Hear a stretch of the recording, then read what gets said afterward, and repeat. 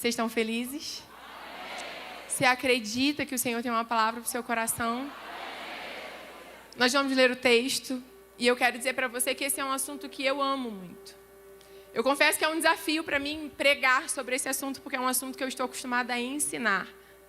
A gente tem um retiro sobre esse assunto na nossa igreja, onde a gente passa 3 dias falando só sobre isso. São cerca de 10 ministrações em sequência. Então, esse é um assunto complexo para se falar. Mas eu tenho certeza que essa palavra veio do coração de Deus. E o último louvor que a Sulamita cantou foi uma confirmação. Eu sentei ali e eu estava ouvindo um ruído estranho, algo que a gente sabe que é o Senhor querendo falar conosco. Eu perguntei ao Senhor, eu falei, Senhor, o que o Senhor quer, né? A palavra está pronta, o Senhor já disse, mas, de fato, para que o Senhor nos reuniu? Todo mundo está lindo, estou igual a vocês, essa camisa é top. Mas a gente não saiu de casa só para botar essa camisa. Você não saiu de casa para isso. Deus não te trouxe aqui só para isso, eu tenho certeza. E o Senhor falou claramente comigo. Hoje é tarde de padrões familiares antigos serem quebrados. E para Ele fazer isso, Ele precisa levantar alguém disposto a pagar o preço para fazer isso. Ele escolheu você para isso. Ele te trouxe aqui para isso. Você pode dar glória a Deus por isso, porque Ele te escolheu para isso. Amém? Mateus capítulo de número 1. Nós vamos ler a partir do verso número 1 até o verso número 16. Bíblia do culto, versão tradicional. Eu vou ler um verso, vocês leem o seguinte para vocês participarem comigo. Pode ser? Diz assim: esse é o livro da geração de Jesus Cristo, filho de Davi, filho de Abraão.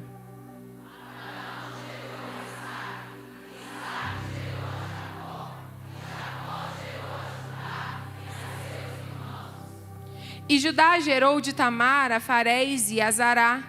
E Farés gerou a Esrom, e Esrom gerou a Arão.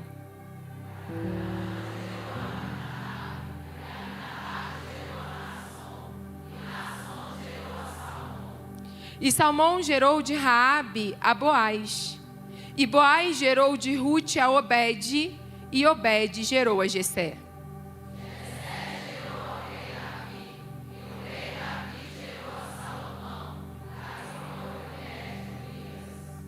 E Salomão gerou a Roboão, e Roboão gerou a Abias, e Abias gerou a Asa.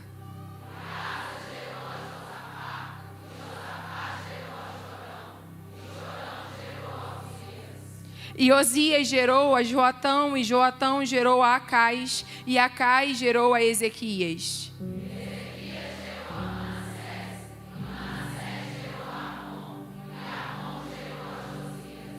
E Josias gerou a Jeconias e seus irmãos na deportação para a Babilônia.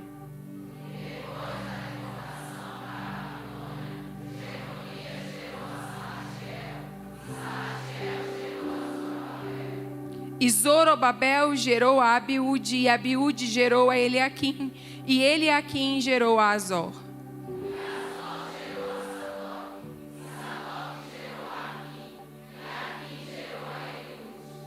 E Eliúde gerou a Eleazar, e Eleazar gerou a Matã, e Matã gerou a Jacó, todos juntos.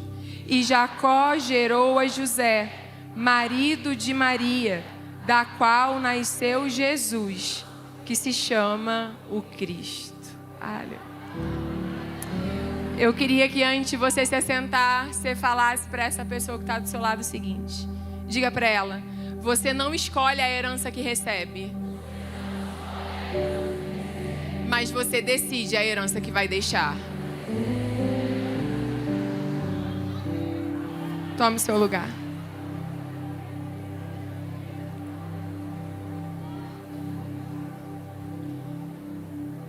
Eu começo essa tarde dizendo para você algo que já foi dito aqui. O nosso Deus é um Deus de gerações. Qualquer pessoa que leia a Bíblia e tem um conhecimento mínimo sobre ela sabe que o Senhor é um Deus de gerações, e há muitos textos bíblicos que vão revelar isso para nós. O texto central que nos ensina sobre heranças é Êxodo capítulo 20, quando o Senhor dá ali através de Moisés os mandamentos, e os versos 5 e 6 vão dizer para nós aquilo que você já sabe. O Senhor vai dizer: porque eu sou um Deus zeloso, que visito a iniquidade dos pais nos filhos até a 3ª e 4ª geração daqueles que me odeiam, e que faço misericórdia aos que me amam e aos que guardam os meus mandamentos até a 1000ª geração. Esse é um princípio estabelecido na Bíblia, de que Deus age através das gerações. E se você olhar a Bíblia com atenção, você vai ver Deus revelando esse princípio em passagens diferentes. Por exemplo, nós sabemos que o Senhor, Ele nos ensina a transmitir valores através das gerações, sim ou não? E Ele faz isso essencialmente estabelecendo a casa como um local onde valores são transmitidos. Deuteronômio capítulo 6, versos 6 e 7 vai dizer o quê?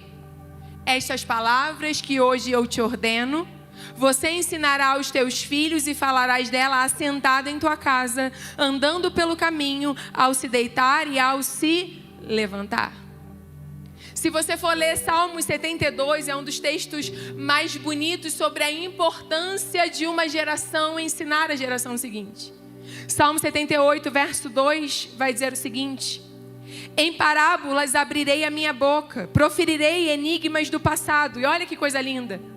O que ouvimos e aprendemos e que nossos pais nos contaram, nós não deixaremos de contar aos nossos filhos.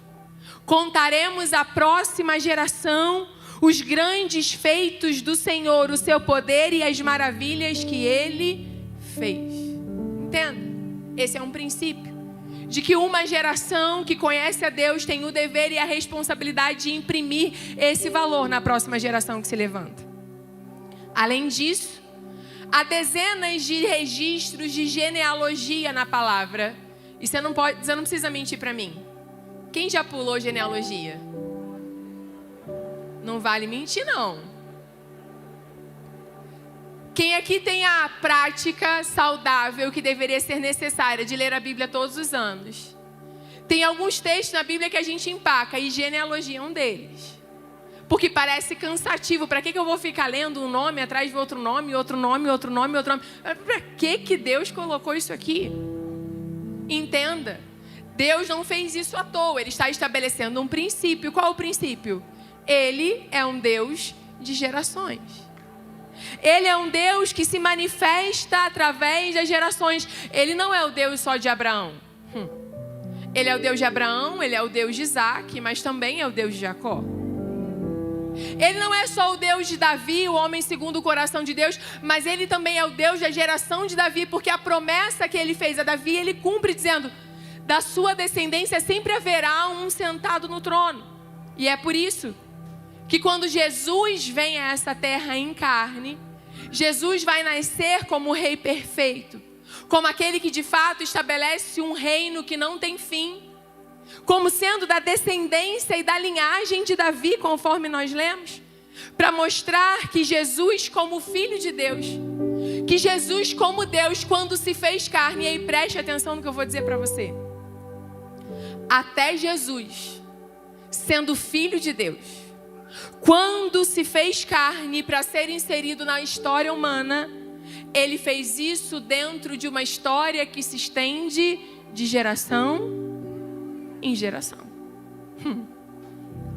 Perceba que Deus é um Deus de gerações, e isso fica claro. Eu estou citando os textos só para você entender que isso aqui não é uma palavra aleatória. Essa é a verdade da palavra. Mas apesar disso, eu tenho certeza que você já ouviu uma centena de heresias sobre esse assunto. Há muita coisa distorcida dita sobre esse assunto, e esse é um problema. Durante muito tempo esteve na moda falar sobre maldições hereditárias, e eu já não gosto desse nome, porque com todo respeito ele me parece bíblica e teologicamente equivocado. Porque ele enfatiza apenas uma face do princípio de responsabilidade que gere o mundo espiritual. Eu disse, esse é um tema complexo, não pretendo e nem tento falar sobre ele aqui, porque seria completamente impossível. Mas ainda que a gente não se debruce a enxergar e a entender o mundo espiritual e os princípios que regem o mundo espiritual, a gente pode parar e refletir como mulheres inteligentes que somos. Só tem mulher inteligente aqui, deixa eu ver.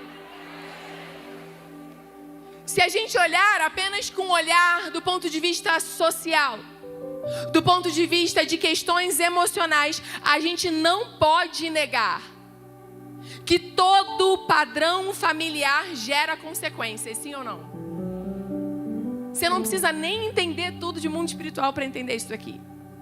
Se você analisar a vida, se você olhar para a realidade da vida, você vai perceber que na família, práticas que temos, hábitos que estabelecemos, feridas que são feitas, abandonos que são praticados, crenças que são aprendidas, omissões que são repetidas, perceba, tudo isso são comportamentos que nós aprendemos dentro da nossa casa, que muitas vezes são normalizados e são repetidos. E é por isso que a Bíblia enfatiza que a família precisa ser um lugar de transmitir a verdade. Porque é a verdade que redime uma história. É a verdade que cura uma história. Escute o que eu vou dizer para você entender o nível de ataque que a sua casa sofre.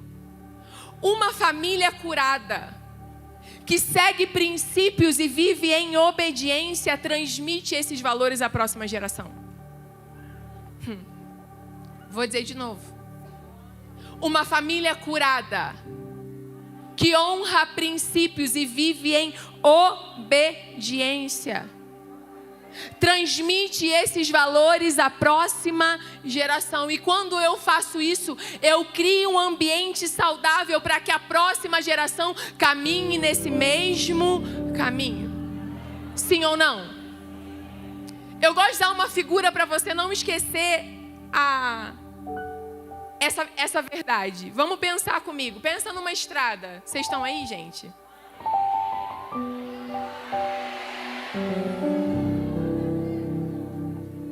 Pensa comigo numa estrada, ok?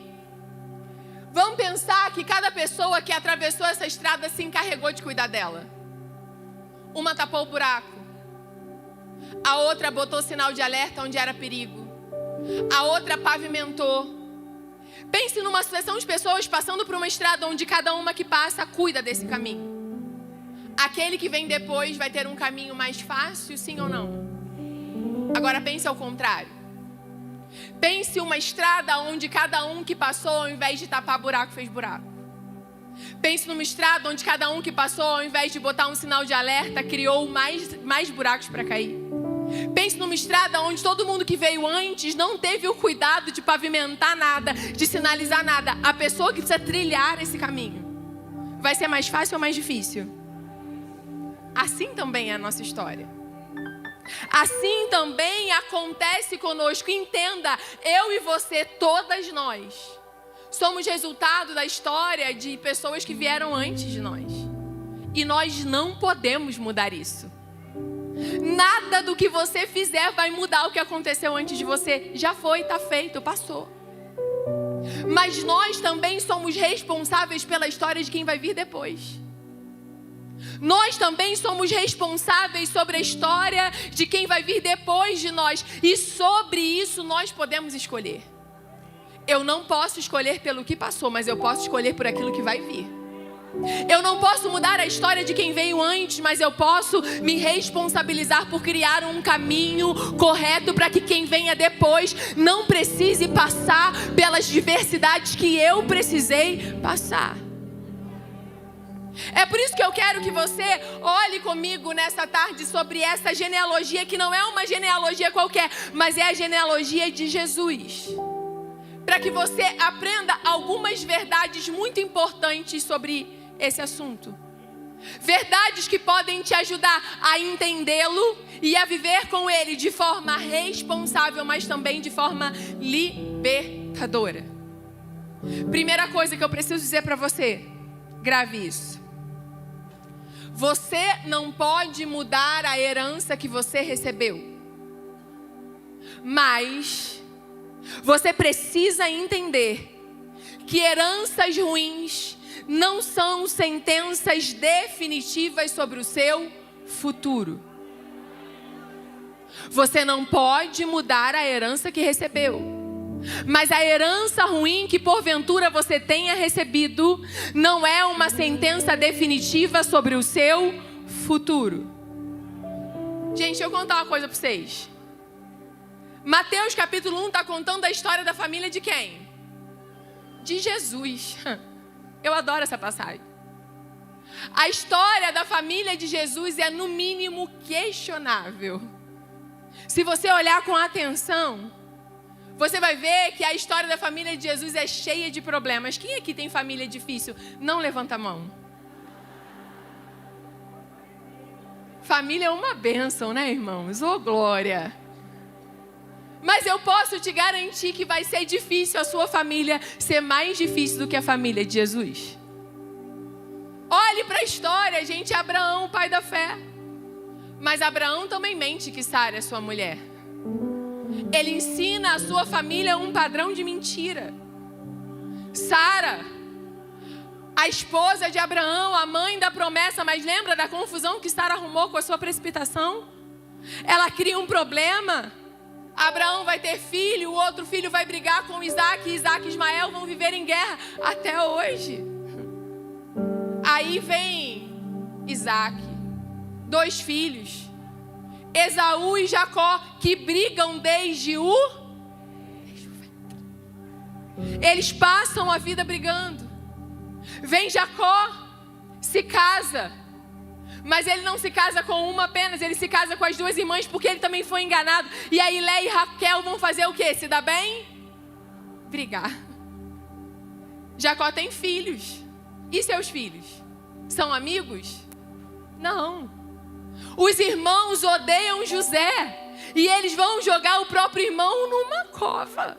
Vão vender ele depois como escravo. Depois de um tempo, todos eles vão para o Egito, passam lá. Anos dentro de um cativeiro, dentro de uma situação de escravidão. E quando eles finalmente são libertos, irmãos, em nome de Jesus, não perca o seu foco e a sua atenção. Aleluia. Quando eles finalmente são libertos e vão viver a provisão de Deus no deserto, a coisa é fácil? Não. Há uma geração que se revolta, uma geração que murmura, uma geração que abandona tudo aquilo que Deus tinha feito. Vem o tempo dos juízes. E no tempo dos juízes há uma série de pecados, há uma série de pessoas que se levantam, fazem o certo, depois vem o errado e uma sucessão de problemas. Vocês estão percebendo, gente, como que é a família de Jesus? Essa aqui é a história da família de Jesus. Vem Davi. Davi se dá bem com os irmãos, a família dele é boa? Não, também não. Davi está esquecido num campo quando todo mundo está sentado na mesa com o profeta. A vida de Davi também não é fácil, ele sofre perseguições. Ele é o homem segundo o coração de Deus, mas ainda assim ele também erra. E quando erra, gera uma sentença terrível sobre a sua casa, sobre os seus filhos. Salomão vem.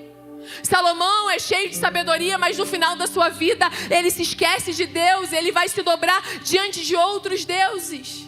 Seu filho vem depois, Roboão, e divide o reino pela sua falta de sabedoria. E se você olhar histórias dos reis de Judá, você vai ver que muitos deles se voltam contra Deus e apenas alguns poucos permanecem fiéis. Há homens terríveis como Acais, registrados aqui em Mateus capítulo 1, que fechou o templo do Senhor, Há homens terríveis registrados aqui na história de Jesus, como Manassés, que foi capaz de sacrificar os seus próprios filhos a Moloque no fogo. Fazem parte da história de Jesus. E como se não bastasse brigas, problemas, infidelidade, há momentos difíceis que o texto faz questão de citar. O tempo do cativeiro, o tempo onde o povo é levado para a Babilônia. Perceba como a história de Jesus é recheada de problemas. Agora me responde. Se esse fosse o álbum da sua família, como é que você se sentiria?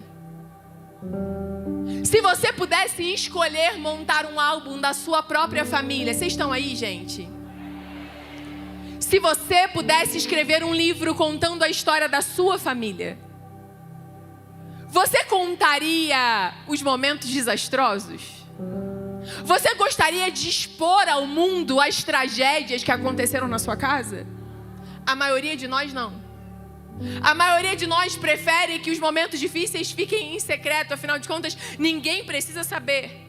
Mas olha que coisa curiosa, Deus faz questão de expor. Não, você não está entendendo esse texto. É o próprio Deus que, ao registrar a origem da onde ele vem, faz questão de expor tudo, não só o que tem de bom, mas também o que tem de ruim. Ele faz questão de expor os problemas, as quedas, as dificuldades, os momentos difíceis, e ele não faz isso à toa. Ele faz isso para que eu e você entendamos algumas coisas. Para que eu e você entendamos que, por pior que seja um erro, e por pior que sejam as consequências de um erro, não há erro que ele não possa perdoar. Não há erro que ele não possa perdoar. Você quer ver? Eu vou te destacar uma coisa só.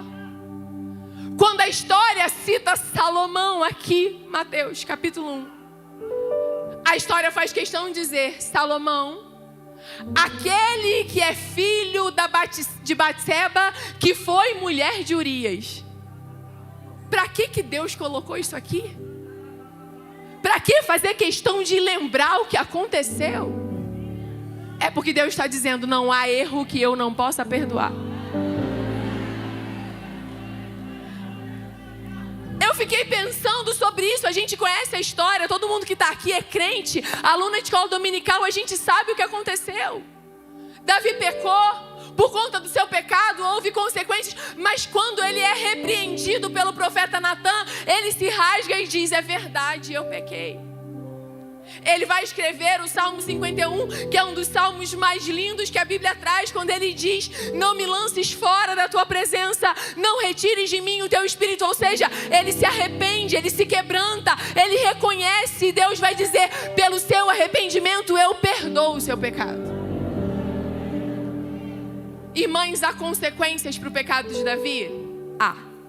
Há consequências, porque toda infidelidade deixa marcas. Mas apesar das marcas, apesar do erro e da consequência do erro, nós vemos o poder do perdão. Meus irmãos, minhas irmãs, Deus é justo o suficiente para aplicar a disciplina, mas é misericordioso o suficiente para perdoar o nosso pecado.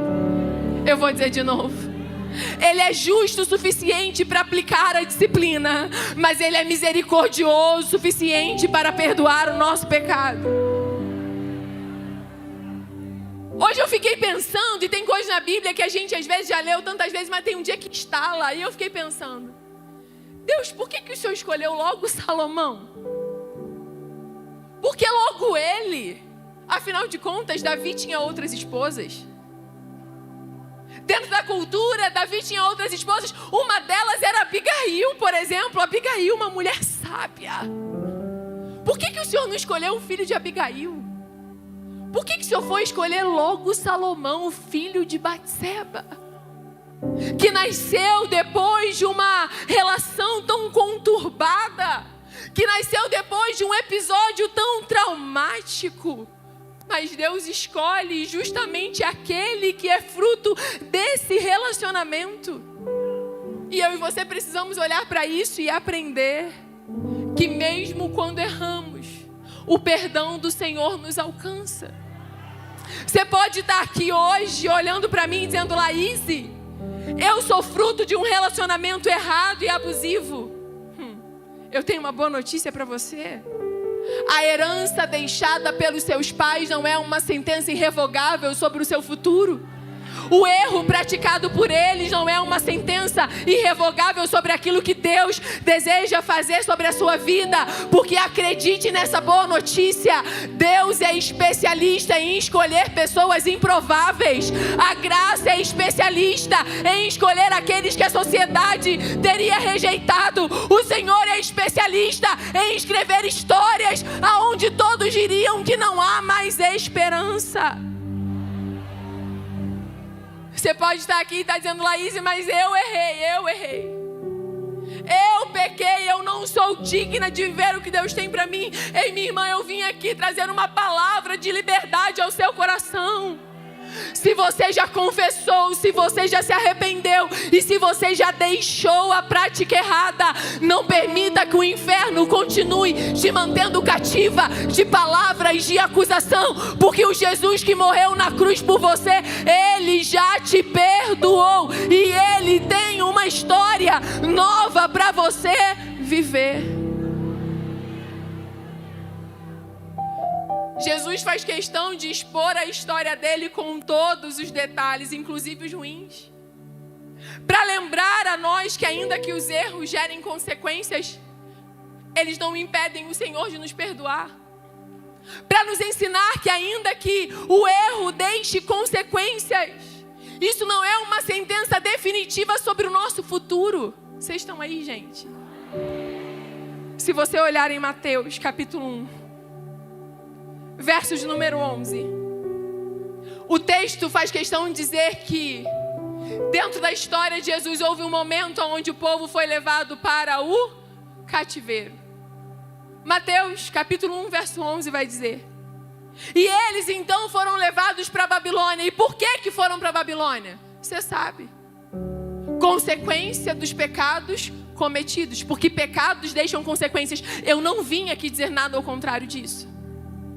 Pecados deixam consequências, e o cativeiro é uma geração vivendo as consequências de pecados cometidos pelas gerações que vieram antes. Mas deixa eu te falar uma coisa, gente. A história não acaba no verso 11. A história não acaba no verso 11. A história não acaba no verso 11. O verso 12 vai dizer: e depois do cativeiro da Babilônia, vírgula. E depois do cativeiro da Babilônia, vírgula. E depois do cativeiro da Babilônia, vírgula. E depois do cativeiro da Babilônia, vírgula. Sabe o que é isso aqui? É Deus dizendo: o pecado pode até trazer consequências, mas essa consequência não é uma sentença definitiva, porque eu sou o Deus que desço, escrevo uma vírgula, mudo o quadro, reescrevo a história e faço coisas novas, porque a sua história não acaba dessa forma. Não acaba dessa forma. O capítulo 1 de Mateus é cheio de imperfeições para que ele se torne o capítulo da esperança. Para que ele se torne o capítulo da esperança. Sabe por quê? Os muitos erros, os muitos problemas da família de Jesus não impediram ele de vir a esse mundo. Os muitos erros, as muitas falhas, as páginas feias, aqueles eventos que a gente tentaria esconder, mas Deus fez questão de expor, não impediram o Messias de nascer, não impediram Deus de cumprir a promessa que Ele tinha, não impediram Deus de cumprir o propósito que Ele determinou. Sabe por quê, minha irmã? Eu quero te lembrar, os planos de Deus estão acima dos fatos humanos. Quando Deus deseja fazer, Ele muda a história que tiver que mudar. Ele coloca vírgula onde tiver que colocar. Mas os planos dele prevalecem, porque os planos dele são maiores. Eu quero que você repita para você mesma. Repita assim: não existe história perfeita. Não existe família perfeita. Mas a herança que eu recebi não é uma sentença definitiva sobre o meu futuro. Aleluia.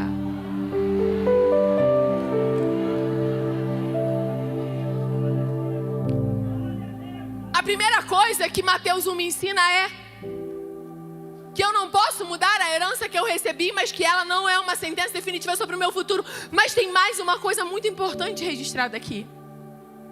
Você não pode mudar o passado, mas você pode ser o ponto de virada para uma história nova. Ai, Jesus. Você não vai conseguir mudar o que fizeram antes de você. Mas você pode se levantar hoje e decidir fazer a diferença a partir de você. Assim como a verdade das heranças são uma verdade inquestionável na palavra, existe uma verdade que precisa ser lembrada aos nossos corações. É que por mais que a gente seja influenciado e alcançado pelo meio, pela cultura, pelos valores, pelos hábitos aonde estamos inseridos, as decisões pessoais ainda falam mais alto do que qualquer herança recebida. As decisões pessoais falam mais alto do que qualquer herança recebida. Eu não sei como foi a sua história até aqui. Eu não sei quanta coisa aconteceu na sua casa, na sua família ou na sua própria história. Mas uma coisa eu sei. Tudo o que aconteceu até hoje não te impediu de estar aqui hoje. Você pode contar a história triste que você quiser contar, mas eu vou te dar uma boa notícia. Nada disso te impediu de estar aqui hoje. Nada disso te impediu de estar aqui hoje. E se você está aqui hoje é porque Deus escolheu você para ser um ponto de virada na história das suas gerações. Você precisa entender isso nessa tarde. O erro, a dor, o abandono, a infidelidade, a miséria podem ter sido uma verdade até você, mas eles não serão após você. O abandono pode ter sido uma realidade até você, mas você está aqui e foi escolhida para dizer que a partir de você essa herança maldita acaba.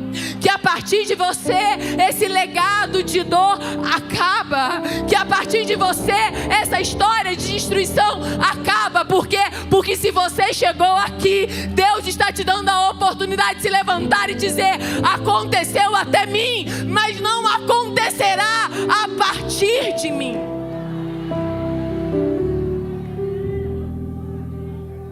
Você e eu precisamos acreditar nisso.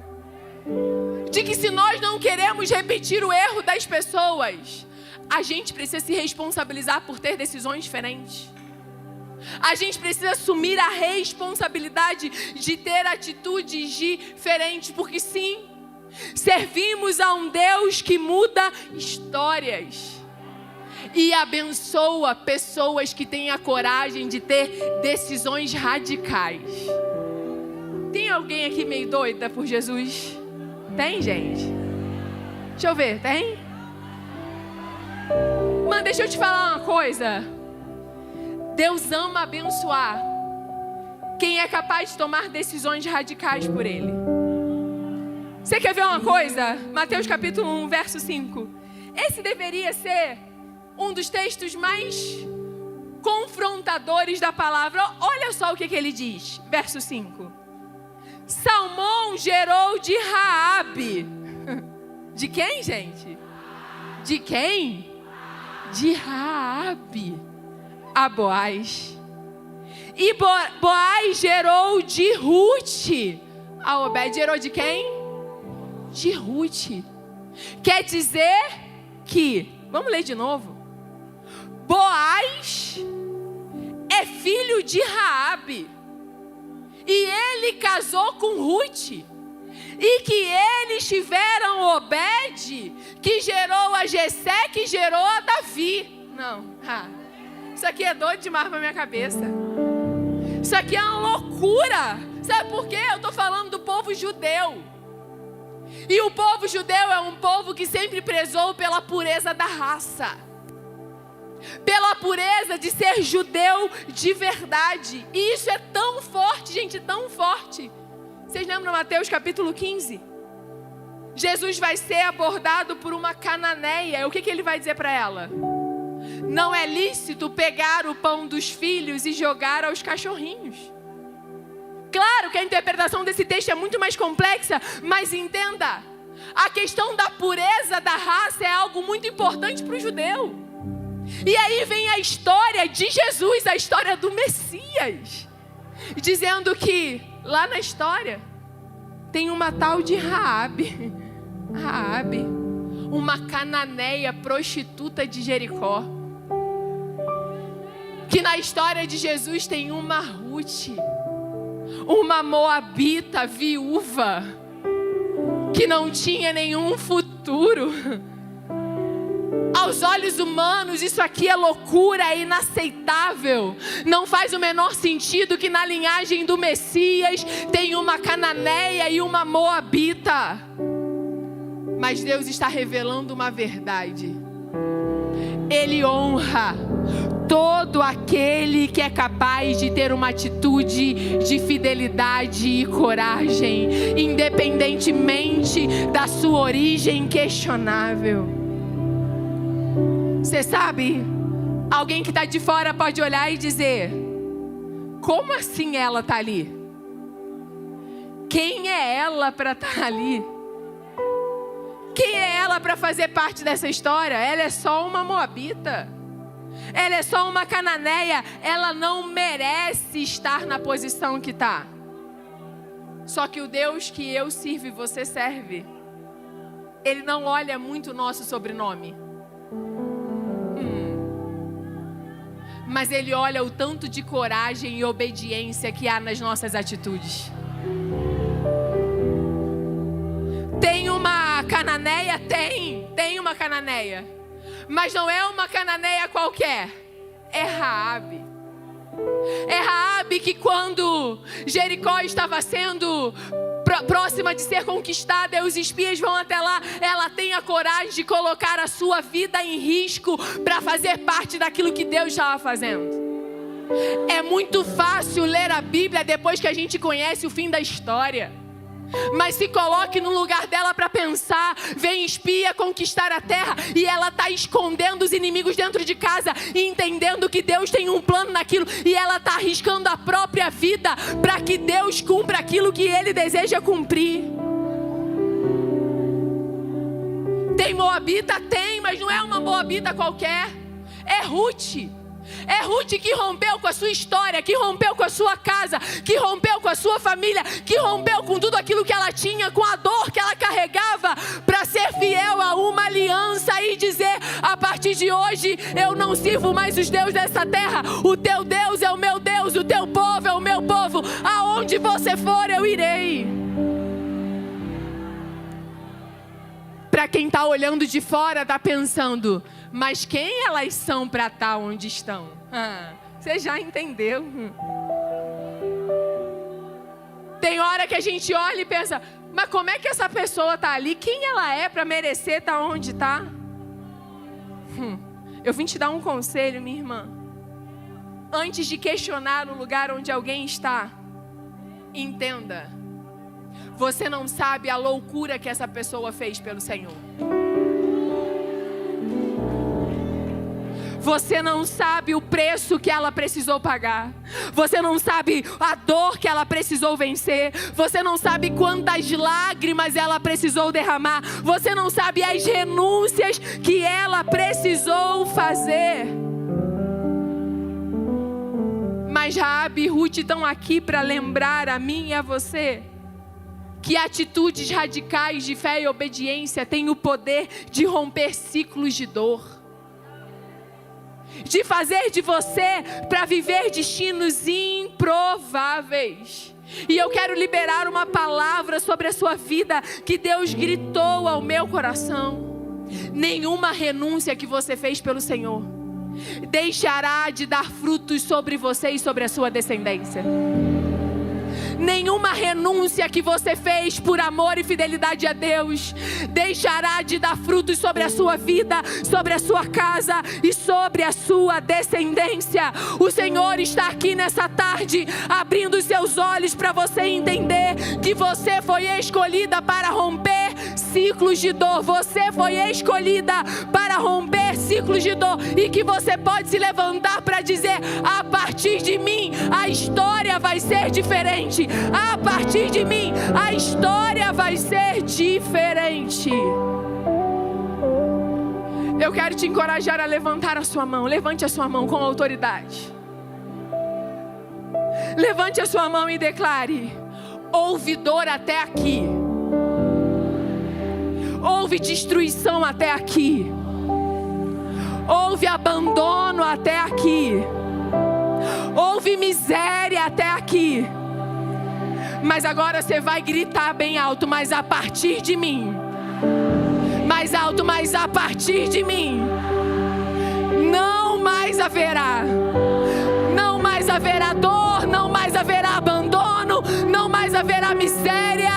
Esse legado de destruição pode ter vindo até aqui, mas ele não vai permanecer a partir de você. Aleluia. Aleluia.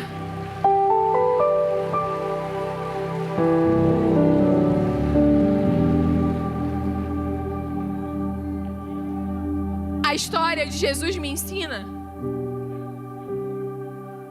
que, além de entender que aquilo que a herança que eu recebo não é uma sentença definitiva, que além de entender que eu preciso me levantar e tomar decisões diferentes para que a partir de mim a história seja diferente, eu e você precisamos entender que nós somos responsáveis pela herança que vamos deixar. Jesus nos ajuda a entender isso. Espírito Santo, toque em cada coração nessa tarde para entender essa verdade. Minha irmã, eu preciso dizer para você o que o Senhor gritou ao meu coração. Ele não me trouxe aqui tanto para focar na herança que você recebeu, porque essa você não vai mudar.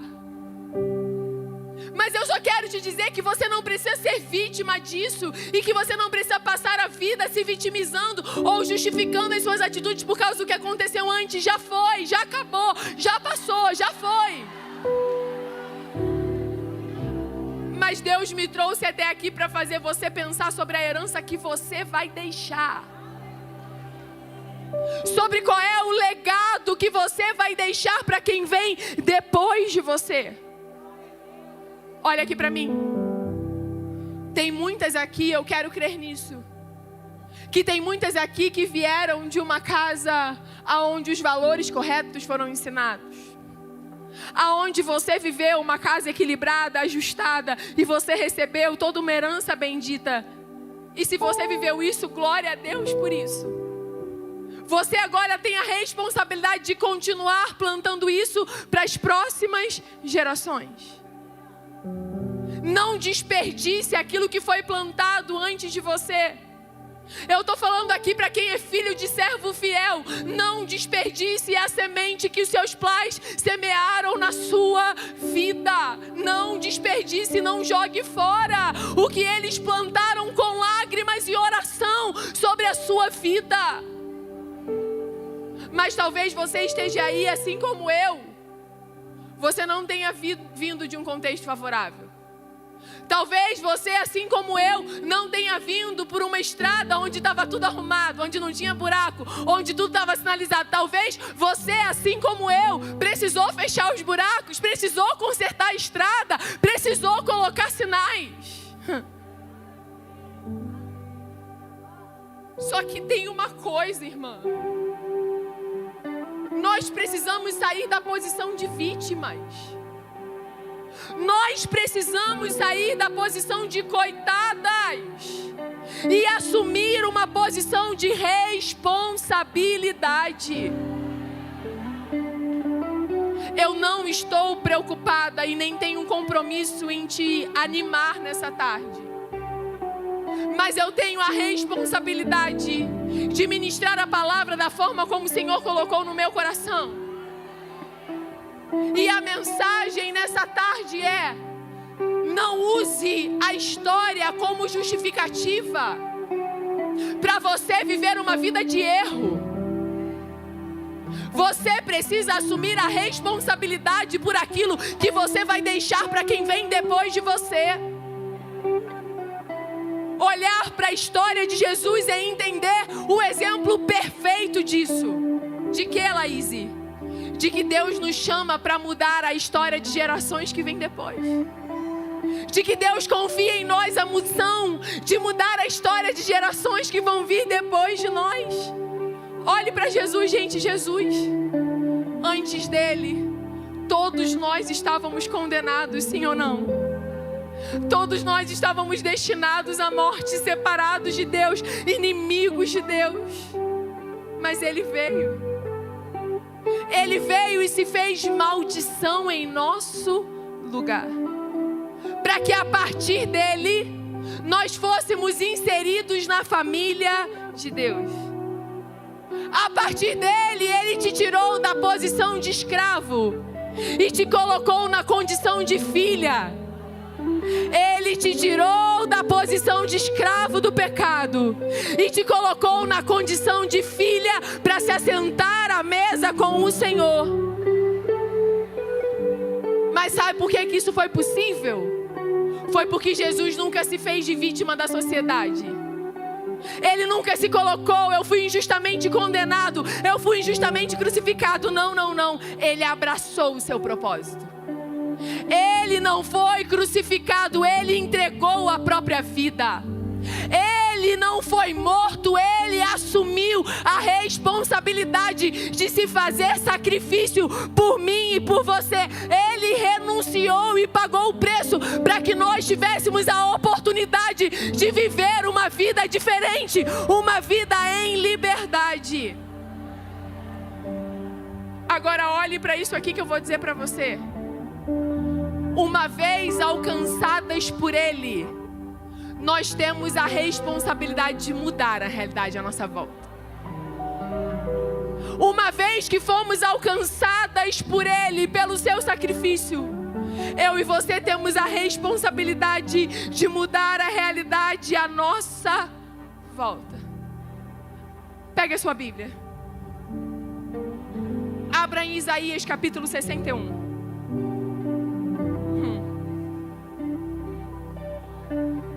Aleluia.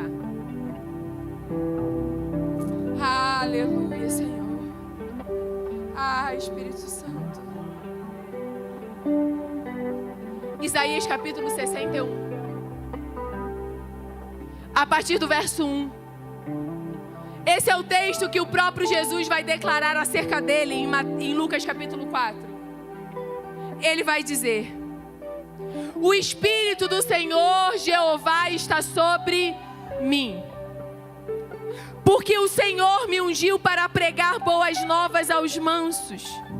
Enviou-me a restaurar os contritos de coração, a proclamar liberdade aos cativos e abertura de prisão aos presos, a apregoar o ano aceitável do Senhor e o dia da vingança do nosso Deus, a consolar todos os tristes, a ordenar acerca dos tristes de Sião, que se lhes dê ornamento por cinza, óleo por gozo de tristeza, vestes de louvor por espírito angustiado, a fim de que se chamem árvores de justiça, plantação do Senhor, para que Ele seja glorificado. É Jesus dizendo: eu vim fazer isso por eles.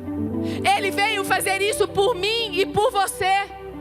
Ele transformou a nossa tristeza em alegria. Ele mudou as nossas vestes. Ele derramou óleo fresco sobre a nossa cabeça. Ele levou liberdade. Ele nos trouxe a verdade. Mas olha o que o verso 4 diz. Ele diz: eu fiz isso por eles e agora olha o que eles vão fazer. Verso 4. Eles edificarão os lugares antigamente assolados e restaurarão os antes destruídos e renovarão as cidades assoladas que foram destruídas de geração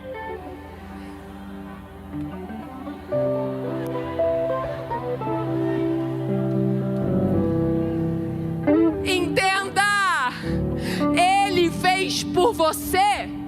E quando Ele fez por você, Ele te habilitou a restaurar as gerações que estavam destruídas. Ele te capacitou a não mais reproduzir o exemplo ruim que você recebeu de alguém, mas a reproduzir a virtude que você recebeu de Jesus. Deixa deixa eu declarar algo que eu escrevi aqui para você. Em Jesus, minha irmã, você não vai repetir o abandono que você sofreu,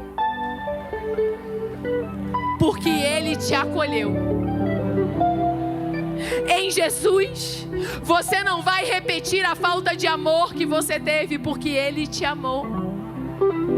Em Jesus, você não vai repetir a mágoa, porque Ele te perdoou.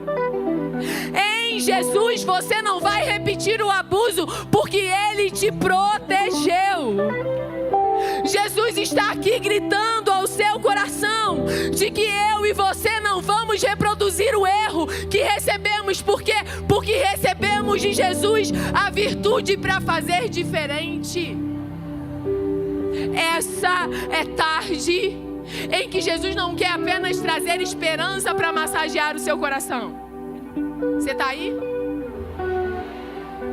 Ele não quer apenas trazer esperança para massagear o seu coração e dizer: nossa, fique tranquilo. Não há uma sentença definitiva. Não, fique tranquilo, eu perdoo o pecado. Não, fique tranquilo, eu escrevo uma história nova. Isso é muito bom, a gente ama dar glória a Deus quando escuta isso. Mas Ele não veio só trazer consolo. Ele também veio trazer responsabilidade. E Ele está dizendo: você não tem desculpas para reproduzir ciclos de destruição. Você não tem desculpas para continuar derramando sementes de dor e destruição. Posso falar uma coisa? Você vai ficar chateado comigo, não? Vai? Nada do que você viveu, nada do que fizeram justifica que você continue vivendo uma vida de infidelidade. Nada do que aconteceu justifica que você continue se escondendo atrás disso para continuar vivendo uma vida de responsabilidade diante de Deus. Porque em Jesus as coisas velhas já passaram. Eis que tudo se fez novo. E Ele te habilita a ser diferente disso. Posso te falar mais uma coisa? Nada do que fizeram com você justifica que você machuque outras pessoas. Nada do que fizeram com você justifica que você se ache no direito de machucar outras pessoas, de ignorar o sentimento de outras pessoas, de fazer da sua dor um escudo e uma justificativa para tratar os outros da forma que você quer tratar. Deus está te chamando a responsabilidade nessa tarde. Jesus te alcançou. E Ele te alcançou não para você ser alguém que destrói, mas para você ser alguém que levanta. Não para você ser alguém que derruba, mas para você ser alguém que edifica. Não para você ser alguém que mata, mas para você ser alguém que leva a palavra de vida. Não para você ser alguém que fere, mas para você ser alguém que consola.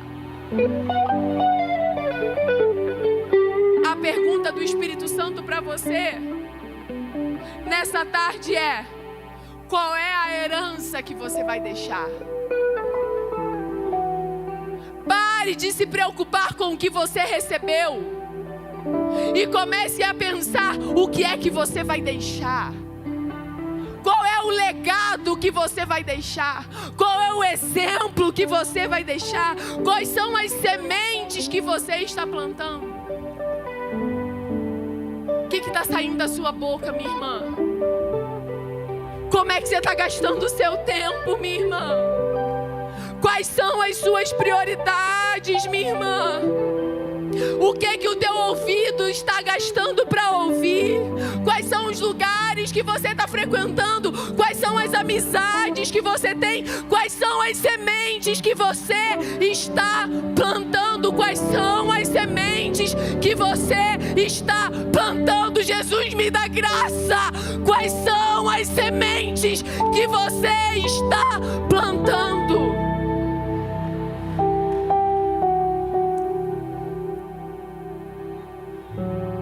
Não adianta comprar presente para os seus filhos.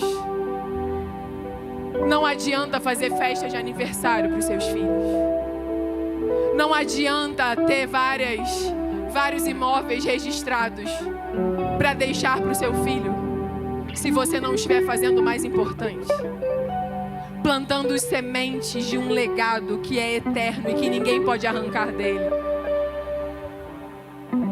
Deus está chamando mães à responsabilidade, avós à responsabilidade. Ei, o que você faz não termina em você. O que você está plantando para o futuro dos teus filhos com aquilo que você está fazendo, com o tempo que você tem? Que tipo de semente você está semeando para as suas próximas gerações? O que você vai deixar para aqueles que vão vir depois de você?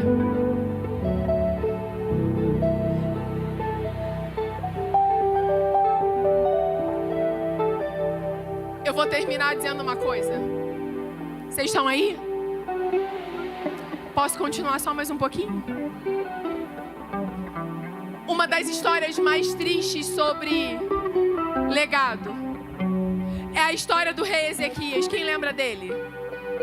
Rei Ezequias. Um dos poucos reis que foram fiéis ao Senhor. Ele foi um homem de Deus, ele fez várias obras corretas. Preste atenção. Ele reconstruiu, reestabeleceu o culto, reestabeleceu festas. Ele agiu com o coração diante de Deus. Ele é aquele rei que ia morrer e ora. Lembra dele? E ora, e Deus acrescenta os anos, só para você lembrar. É esse, é Ezequias. Um homem de Deus, um homem fiel. Só que a Bíblia diz que no final da história dele, ele recebe uma visita e uma comitiva. Ele recebe uma comitiva da Babilônia. E ele deixa essa comitiva entrar dentro da sua casa. Senhor, nos ajuda. Ele deixa a comitiva entrar dentro de casa. E ele mostra tudo para os babilônios. A irmã já entendeu, gosta assim. Ele abre os tesouros. Ele revela todas as riquezas. Ele abre tudo para os babilônios e diz: pode olhar, pode ver, não tem problema, fica à vontade, entra. E era homem de Deus, viu? Ele faz isso, aí o profeta Isaías vai até ele e pergunta: quem que veio aí? O que aconteceu? O que viram na sua casa? Ele vai dizer: foi uns amigos ali da Babilônia que vieram. E o que eles viram? Viram tudo. Como assim? Viram tudo. Mostrei tudo. Abri a porta, chamei para dentro e mostrei tudo. Aí Isaías vai olhar para ele e vai dizer: por causa disso, um dia eles virão e toda a riqueza que você mostrou eles vão levar para a Babilônia. E a sua descendência também vai ser morta e levada por eles. Irmãos, isso é desesperador. Sim ou não? E era homem de Deus, sim ou não? Era homem de Deus, orava e Jesus ouvia a oração. Mas sabe o que é pior de tudo isso? Pior do que abrir a porta, pior do que deixar entrar, pior do que plantar essa semente, é que quando ele é repreendido por Isaías, sabe o que ele vai dizer?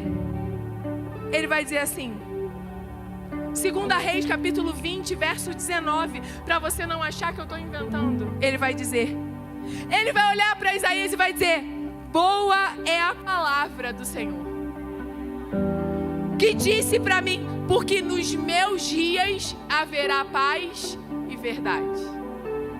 Eu não sei se você entendeu isso aqui. Isaías veio com uma sentença dizendo: olha, tudo que você tem vai ser levado, seus filhos inclusive serão mortos. E ele vai ouvir essa sentença e não vai chorar e não vai se arrepender. Ele vai dizer: até que essa palavra é boa, porque não sou eu que vou ter que lidar com isso, quem vai lidar com isso é quem vem depois.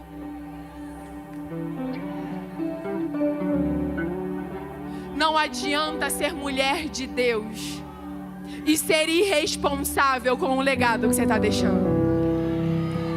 Não adianta rodar aqui dentro, pular aqui dentro, profetizar aqui dentro. Não adianta se gozar de grande homem e mulher de Deus aqui dentro. Se a herança que você está deixando para quem vem depois é uma herança irresponsável, nós não seremos como Ezequias. Eu quero declarar isso. Nós não seremos como Ezequias, que vamos olhar e vamos dizer: não é problema meu, quem vem depois que resolva. Não, não, não, não. Não fomos chamadas para isso. Fomos chamadas para deixar um legado abençoado. Fomos chamadas para deixar uma herança bendita. Fomos chamadas para deixar um caminho aberto para quem vem depois de nós. Com a permissão dos pastores, posso pedir que se coloquem de pé? Se coloquem de pé.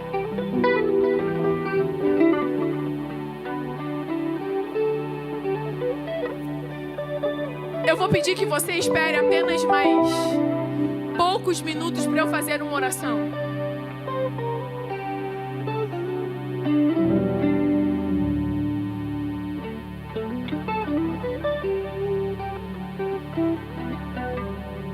Eu sei o Deus que nós servimos. E eu sei o motivo pelo qual nós estamos aqui. Eu vou repetir o que eu disse no início. O Senhor falou claramente ao meu coração de que nessa tarde Ele estava levantando mulheres dispostas a quebrar padrões de destruição. E eu quero fazer um convite para você. Você já ouviu que a herança ruim que você recebeu não define a sua história? Você já ouviu que não existe pecado grave que Ele não seja capaz de perdoar? Você já ouviu que Ele é Deus que honra posicionamentos de fé e fidelidade? Mas Ele quer ver nessa tarde quem de fato precisa e quer romper com histórias de dor. Eu não estou chamando todo mundo, eu estou chamando pessoas que sabem o que vivem dentro de casa. Eu estou chamando aqui na frente homens, mulheres, que vivem um padrão familiar de dor, que vivem uma repetição de histórias de fracasso e de miséria, de abandono, de traição, de divórcios. Uma história sucessiva que não combina com a palavra. Eu quero te convidar a sair do seu lugar e vir aqui à frente. Alguém nessa geração vai ter que se levantar para dizer: aconteceu até aqui, mas daqui para frente não vai acontecer mais.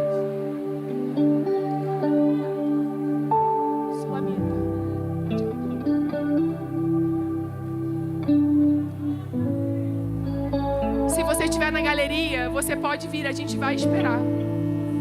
Crente não tem pressa para orar, a gente não tem pressa para isso. Saia do seu lugar. Saia do seu lugar. Ah, Jesus.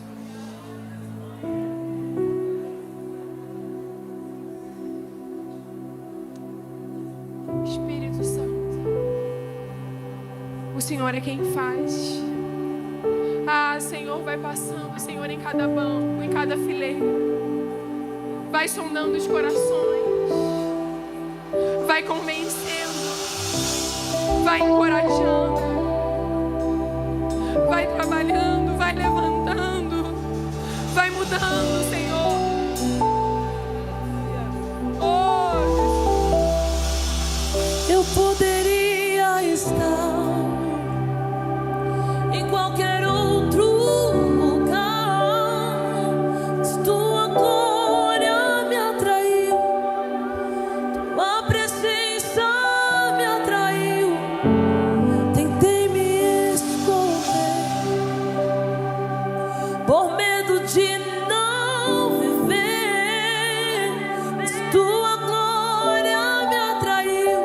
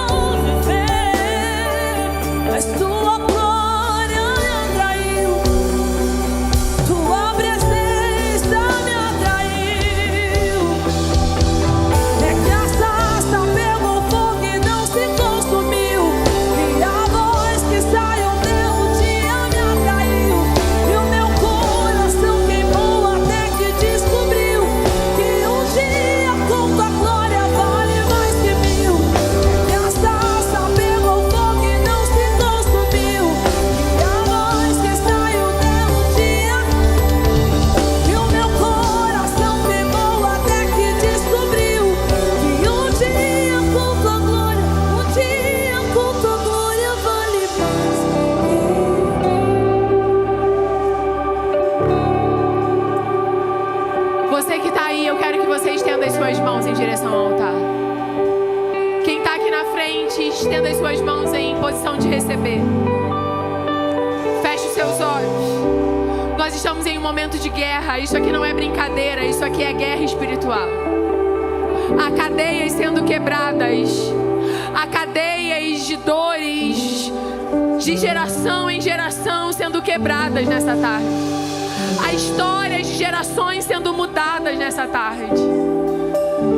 Há guerras, há prisões que o inferno tem manipulado até hoje, mas o Senhor está jogando por terra e está quebrando grilhões nessa tarde. Há histórias de divórcio repetido que vão acabar hoje. Há histórias de misérias e falências que vão acabar hoje. Há histórias de apostasia que vão acabar hoje. Há legados de dor e doença que vão acabar hoje. Vão acabar hoje. Vão acabar hoje. Senhor Jesus, nós ouvimos a Tua palavra. Senhor, nós não estamos aqui emocionados. Nós estamos aqui com o nosso entendimento aberto pela Tua palavra. Nós não estamos aqui movidos por uma emoção passageira, mas nós estamos aqui pautados na verdade. Senhor, a Tua palavra não mente. A Tua palavra cura. A Tua palavra liberta. A Tua palavra transforma. E nós estamos aqui clamando na autoridade da Tua palavra.